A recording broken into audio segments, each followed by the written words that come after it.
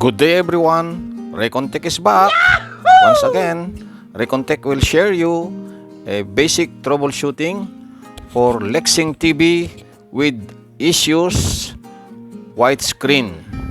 So there you guys, find out how to repair this problem of a LEXING TV with widescreen. Come on guys, let's do the twist. Okay guys, first things first. Okay, this is the name of the product, LEXING. Then the unit is already plugged in and there is a red indicator as you can see here guys. Then we will power on manually. Then you can see a white screen on the panel, right? As like that. Okay, this will be our issues for the day, and watch out how to repair this basic problem of the panel. These are caused by no supply on the T-con board or top board, or quite sometimes the connector or connection of the LVDS is may loose or has a dirt, something like that. So we have to tilt down and remove the screws so that we can check thoroughly what is inside the panel. Okay, just wait.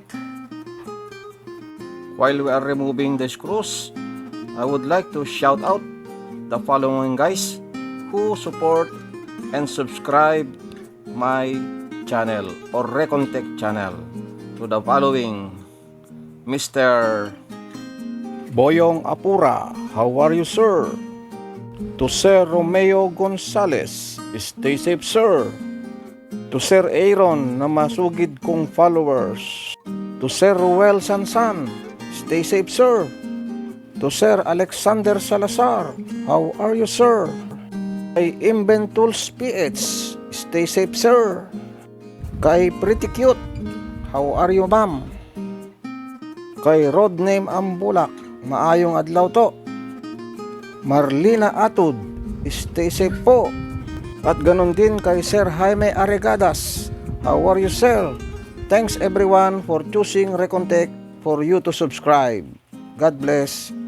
Okay, now we have to tilt up the panel facing upward, and then we have to unscrew the 6 screws on the side left and right so that we can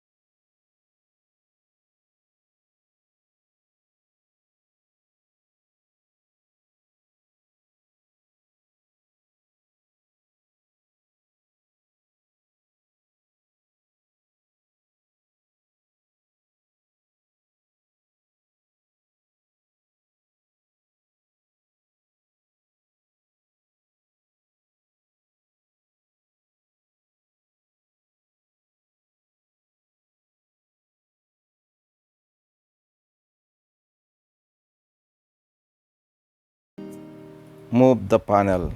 Careful guys, because this is brittle.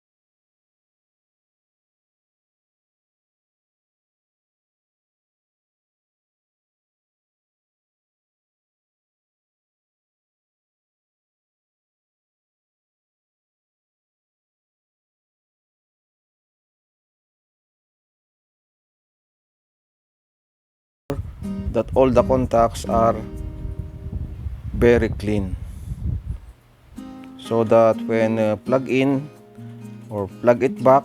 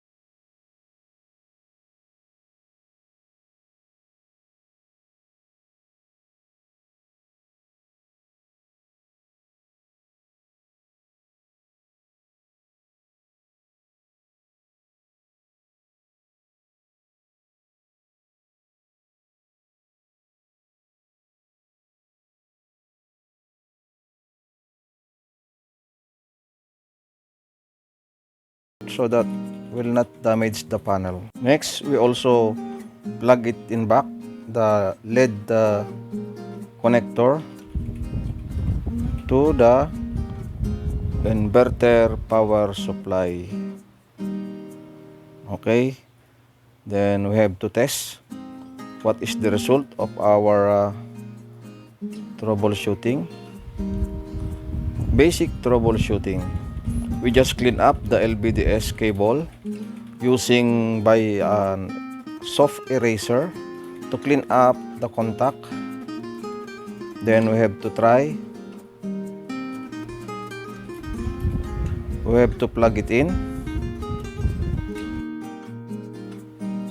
Okay, here is our plug. Then plug it in. Power indicator, as you can see there, a color red. It is working. Then power on manually at the back. We expect to change the red color of the indicator when we power on.